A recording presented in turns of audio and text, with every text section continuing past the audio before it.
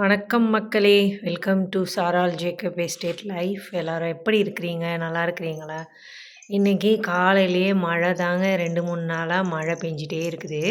நான் பெரிய அளவில் இல்லைனாலும் மழை தூறிட்டு பூ மழை மாதிரியே கொட்டிகிட்ருக்குது. எதனாலன்னு தெரியல.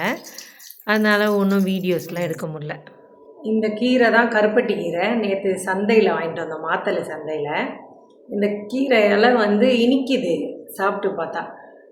இது சுகருக்கு நல்லதான். இன்றைக்கி அத்தைக்கு பச்சரிசி போட்டு இதை தேங்காய் பூ இதெல்லாம் போட்டு அரைச்சி ஒரு கஞ்சி வச்சு கொடுக்க போகிறேன்.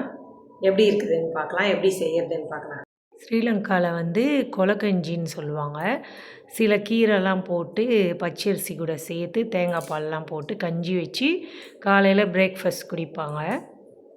இந்த கீரையை இப்போ தான் முதல் வாட்டி நான் செய்கிறேன். இது வரைக்கும் நான் வாங்கினதே இல்லை. சந்தையில் பார்த்தா நிறைய பேர் வாங்கிட்டு இருந்தாங்க. அது என்னன்னு கேட்டோம், சுகருக்கு நல்லதுன்னாங்க. சரி நம்ம அத்தைக்கு இதை கொடுக்கலாமேன்ட்டு வாங்கிட்டு வந்து இப்போ நான் கஞ்சிக்கு ரெடி பண்ணிகிட்ருக்குறேன். முதல்ல கீரை சுத்தம் பண்ணுற மாதிரி சுத்தம் பண்ணி எடுத்துக்கிட்டு நல்லா வாஷ் பண்ணி நம்ம தேங்காய் பூ கூட இந்த கீரையை போட்டு மிக்ஸி ஜாரில் அரைச்சிட போகிறோம். அதுக்கப்புறம் பச்சரிசியை வேக போடும்போது இந்த பாலையும் கூட ஊற்றி எல்லாத்தையும் போட்டு குக்கரில் வேக வைக்க போகிறோம். அப்படி தான் செய்ய போகிறேன் இன்றைக்கி. இந்த கஞ்சி வல்லாரக்கீரையிலையும் செய்யலாம். அதுக்கப்புறம் ஆத்தாவரின்னு ஒரு கீரை இருக்குது, அதுவும் செய்யலாம். நல்லா ஹெல்த்தியான ட்ரிங்க் இது. ஸ்ரீலங்காவில் சில இடங்களில் வாக்கிங் போகிறவங்களுக்கும் இந்த கஞ்செல்லாம் விற்றுட்ருப்பாங்க. வாங்கி குடிச்சிட்டு வாக்கிங் போவாங்க. இது இங்கே ஒரு வழக்கமான ஒரு உணவு. நம்ம இயற்கையாக வாழும்போது இதெல்லாம் கூட உணவில் சேர்த்துக்கிட்டா ரொம்ப நல்லது. இந்த கீரை கொலஸ்ட்ராலுக்கும் நல்லதுன்னு சொன்னாங்க. அதாவது இந்த கீரையை சாப்பிட சாப்பிட இந்த ஃபேட்டை கரைக்கும். ஒரு ஆளுக்கு தான் இந்த கஞ்சி.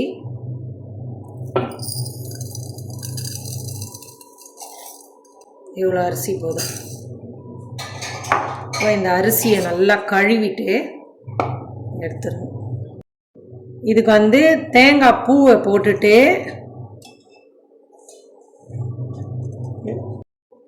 இவ்வளோ தேங்காய் பூ போதும். அதுக்கப்புறம் நல்லா கழுவிட்டேன் இந்த இலைய. இதை அதையும் மிக்ஸி ஜாரில் போடணும். தேங்காய் பூவோட கலந்து அரைக்கணும்.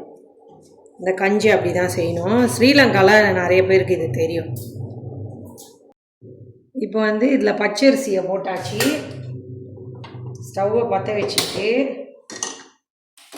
நான் என்ன பண்ணியிருக்கிறேன், இப்போ இந்த தேங்காயும் இந்த கீரையும் ஒன்றா போட்டு அரைச்சி வடியில் வடித்தாச்சு. இப்போ இந்த பச்சரிசியில் ஊற்றிடுறேன். அப்படியே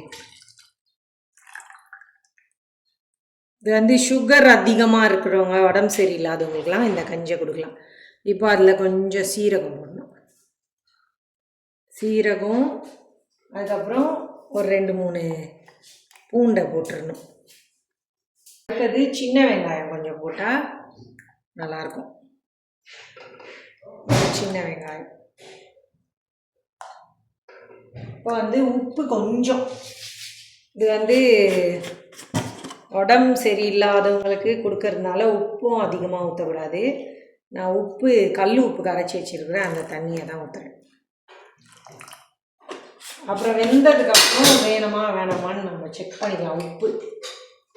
இப்போது குக்கரை மூடிட்டு வெயிட்டை போட்டுப்போம். நல்லா குழஞ்சி வரணும். அதுக்கப்புறம் ஆஃப் பண்ணிடலாம். அவ்வளோதான். சாப்பிடுங்கள் கொலக்கஞ்சி. சொல்லு. கருப்பட்டி கஞ்சி. அதுதான் அந்த இலை. கருப்பட்டி இலை. கருப்பட்டி இலை இன்னைக்கு இது உண்மையாகவே என்ன சொல்கிறது, ஏதோ சொன்னாங்க, ஏதோ ஒரு பேர் சொன்னாங்க. ஆனால் நிறைய பேர் வாங்குறாங்க. இது தேங்காய் பூவோட போட்டு மிக்சியில் அரைச்சிட்டு சூடாக இருக்குது. இல்லை உண்மையாகவே டேஸ்ட் எப்படி இருக்குது? இனிக்குதா? இல்லை லேசாக இனிக்குது. லேசாக இனிக்குது. அதாவது மருந்துன்னு சொல்லிட்டு கசக்கு இது அது மாதிரி இது மாதிரிலாம் சொல்லாமல் நல்லா இருக்குது. நியாயமாக நிறைய பேர் வாங்கிட்டு போகிறாங்க அந்த கீரை. நம்ம இதுதான் ஃபஸ்ட் டைம். சரி, மக்களே இன்றைக்கி வீடியோஸ் எதுவும் எடுக்க முடியல. மழை பெய்யறதுனால வெளியவே போ முடியல. இந்த வீடியோ மட்டும் தான் என்னால் எடுக்க முடிஞ்சுது. இந்த வீடியோ உங்களுக்கு பிடிச்சிருந்தா சேனலை சப்ஸ்கிரைப் பண்ணிக்கோங்க. நாளைக்கு மறுபடியும் ஒரு நல்ல வீடியோவோட உங்களை பார்க்குறேன். அது வரைக்கும் எல்லாருக்கும் பாய். See you.